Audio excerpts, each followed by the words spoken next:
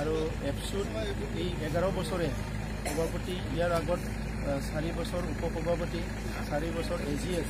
এই দীৰ্ঘ সময়খিনিত যিখিনি কৰ্মকৰ্তাই মোক সহায় কৰিলে সেই কৰ্মকৰ্তাসকলক মই ধন্যবাদ জনাইছোঁ। বড়ো জনগোষ্ঠীৰ শ্বহীদসকলক মই এই সময়ত নমস্কাৰ জনাইছোঁ, মই স্মৰণ কৰিছোঁ আৰু তেখেতসকলৰ স্বৰ্গীয় যি আত্মাৰ সদ্গতিৰ কাৰণে প্ৰাৰ্থনা কৰিছোঁ। এই দীৰ্ঘদিন যিটো নিখিল বড়ো ছাত্ৰ সন্থাৰ বিভিন্ন কাৰ্যসূচী, বিভিন্ন সংগ্ৰামত মোক সহায় কৰা বড়ো জনগোষ্ঠীৰ প্ৰত্যেকজন ব্যক্তিলৈ মই এই সময়ত ধন্যবাদ জনাইছোঁ। বড়ো সাহিত্য সভাৰ নেতৃত্বৰ পৰা আদি কৰি বড়োৰ বিভিন্ন জাতীয় সংগঠনৰ নেতৃবৃন্দই আমাক সহায় কৰাৰ কাৰণে মই ধন্যবাদ জনাইছোঁ। মোৰ পৰিয়ালৰ সকলো ব্যক্তিলৈ মই ধন্যবাদ জনাইছোঁ। মোক ইমান বছৰে মোক বাহিৰত ঘূৰি পেলাই তেনেকৈ কাম কৰিবলৈ সুযোগ দিলে। অসমৰ বিভিন্ন বুদ্ধিজীৱী, অসমৰ দল সংগঠনৰ নেতৃবৃন্দ, জাতীয় সংগঠন, ৰাজনৈতিক সংগঠনৰ নেতৃবৃন্দ, যিসকলে বিভিন্ন সময়ত বড়ো সমস্যা সমাধানৰ কাৰণে বা আমাৰ বিভিন্ন সমস্যা সমাধানৰ কাৰণে যিবিলাক কাম আমি হাতত লৈছিলোঁ তাত সহায় কৰাৰ কাৰণে মই সকলো বড়ো আৰু অসমৰ বুদ্ধিজীৱীসকলক মই ধন্যবাদ জনাইছোঁ। বিভিন্ন ছাত্ৰ সংগঠনৰ সভাপতি সম্পাদকসকলক মই ধন্যবাদ জনাইছোঁ। অসমৰ আমোলাসকলক মই ধন্যবাদ জনাইছোঁ, যিসকলে আমাৰ বিভিন্ন ইছ্যুবিলাকত যেতিয়া মই এপ্ৰ'চ কৰিছিলোঁ তেখেতসকলে ৰেছপন্স দিছে। দিল্লীৰ কিছুমান আমোলাসকল আছে, তেখেতসকলক ধন্যবাদ জনাইছোঁ। এই সময়ত মই এই সকলৰ ওচৰত চিৰকৃতজ্ঞ হৈ থাকিম আৰু দীৰ্ঘদিন ধৰি মোক বড়ো জাতিটো সেৱা কৰাৰ লগতে বিভিন্ন জাতি জনগোষ্ঠীৰ প্ৰতি কিঞ্চিত হ'লেও কাম কৰিবলৈ সুযোগ দিয়াৰ কাৰণে নিখিল বড়ো ছাত্ৰ সন্থাৰ প্ৰতি মই চিৰকৃতজ্ঞ হৈ থাকিম। বড়ো জনগোষ্ঠীটো বহুত দিশৰ পৰাই এটা ডিচিপ্লিন জনগোষ্ঠী। এই জনগোষ্ঠীৰ বহুত ভাল গুণ আছে, যদিও সংগ্ৰামৰ সময়ত কিছুমান ভুল কৰাৰ কাৰণে কিছুমান ব্যক্তিয়ে বড়ো জনগোষ্ঠীৰ প্ৰতি কিছুমান কথা ক'ব বিচাৰে। মই বড়ো জনগোষ্ঠীৰ এজন ব্যক্তি আৰু এজন নিখিল বড়ো ছাত্ৰ সন্থাৰ কৰ্মী হিচাপে যিখিনি কাম কৰিলোঁ, আজি মই যিখিনি বুজিলোঁ, বড়ো জনগোষ্ঠীটো সঁচাকৈ এটা দায়বদ্ধতা বুজি পোৱা, মৰম স্নেহৰ মাজেৰে জীয়াই থাকিব বিচৰা এটা জনগোষ্ঠী। গতিকে বড়ো জনগোষ্ঠীক লৈ পেলাই কাৰো একো ভয় কৰিব লগা বা তেনেকুৱা চিন্তা কৰিব লগা একো নাই। সংগ্ৰাম কৰিছিলে, সংগ্ৰামত হয়তো বহুত কাম কৰিব লগা হৈছিলে, য'ত এটা দুটা ভুল হৈ গৈছিলে, সেই কথাটো যাতে পাহৰি যায়।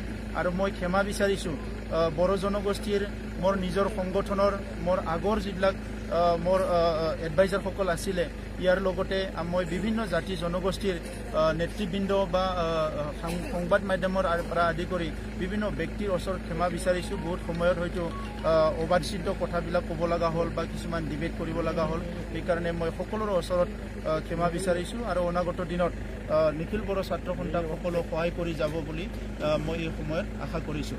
শেহতীয়াভাৱে BTR চুক্তি হ'ল আপোনাৰ নেতৃত্বত, আৰু ইতিমধ্যে ছ'চিয়েল মাধ্যমতে হওক, সংবাদ মহলতে হওক বা সামাজিক মাধ্যমতে হওক আপোনাক স্বীকৃতি দিছে, বড়ো জাতিক স্বীকৃতি দিছে এটা সংস্কাৰমুখী, এটা নিয়মানুৱৰ্তিতা জীয়াই থকা জাতি।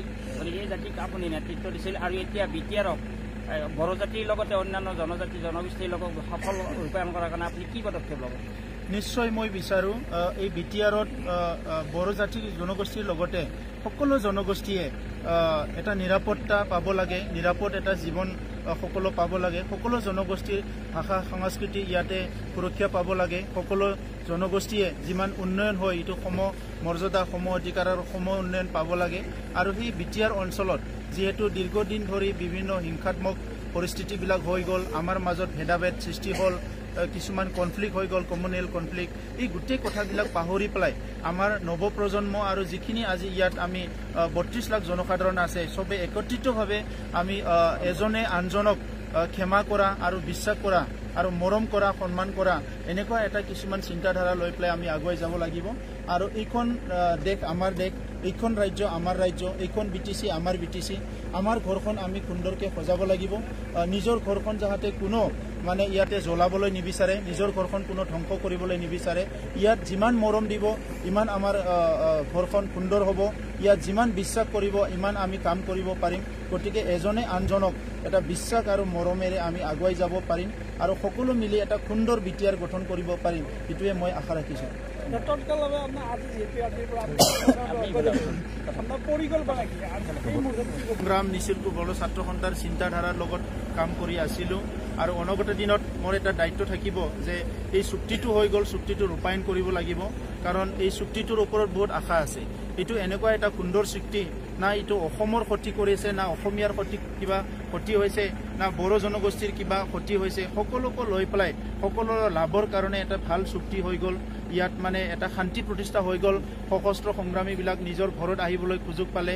দীৰ্ঘদিন ধৰি নিজৰ মা বাই ভনীক লগ পোৱা নাছিলে, আজি নিজৰ বাই ভনী মা নিজৰ পৰিয়ালৰ লগত থাকিবলৈ এটা সুযোগ পালে।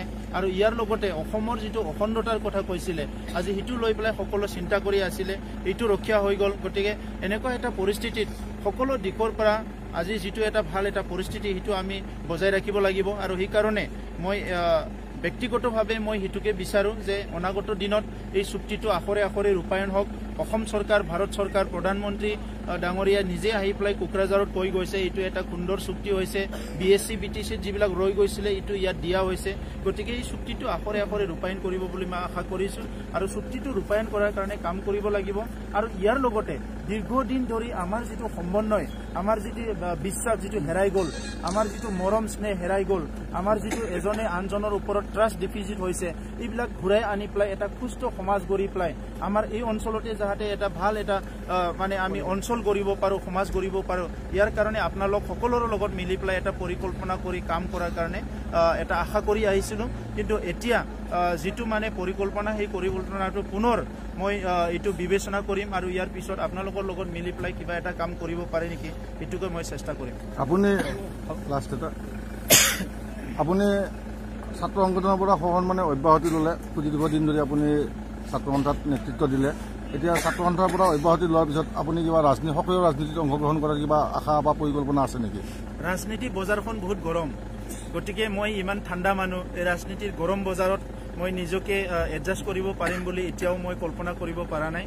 কাৰণ ৰাজনীতিত এতিয়া মানুহ নালাগে, ৰাজনীতিত প্ৰয়োজনতকৈ বেছি মানুহ আছে। সমাজ গঢ়াৰ কাৰণে মানুহ লাগে, সমাজ সংস্কাৰৰ কাৰণে মানুহ লাগে, জাতিটো প্ৰতিষ্ঠা কৰাৰ কাৰণে মানুহ লাগে, দুখীয়া ৰাইজৰ কাৰণে কাম কৰাৰ কাৰণে মানুহ লাগে, নিবনুৱা যুৱকসকলৰ কাৰণে কাম কৰাৰ কাৰণে মানুহ লাগে। সংস্থাপনৰ পথ আমি ওলাব লাগিব। আজি বিভিন্ন মানে আমাৰ দৰিদ্ৰ ৰাইজে, গ্ৰাম্য অঞ্চলৰ ৰাইজে বিভিন্ন সমস্যাত পৰি আছে।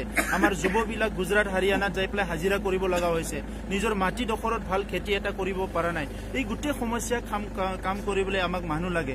গতিকে মই নিজকে সেই কামবিলাকৰ মাজত থাকি মই সেই আমাৰ যুৱকসকলৰ মাজত, যিসকলে এশটা সমস্যাত ভুগি আছে, যি পৰিয়ালবিলাকে এশটা সমস্যাত ভুগি আছে, এই সমাজত থাকি কাম কৰিবলৈ নিজকে এটা সুযোগ ল'বলৈ মই বিচাৰোঁ বা তেনেকুৱা এটা কাম কৰিবলৈ মই বিচাৰোঁ। গতিকে ৰাজনীতিত আজি বহুত মানুহ আছে, বহুত নেতা আছে, ৰাজনীতিৰ পথাৰখন মানে বহুত গৰম হৈ আছে। গতিকে মই নিজকে চিন্তা চৰ্চা কৰিহে মোৰ ডিচিশ্যনবিলাক ল'ম। আৰু আজি এইটোৰ কাৰণে এইটো টু আৰ্লি হ'ব। গতিকে পৰৱৰ্তী সময়ত আপোনালোকক মই কি ডিচিশ্যন ল'ম এইটো আপোনালোকক জনাম। Thank U.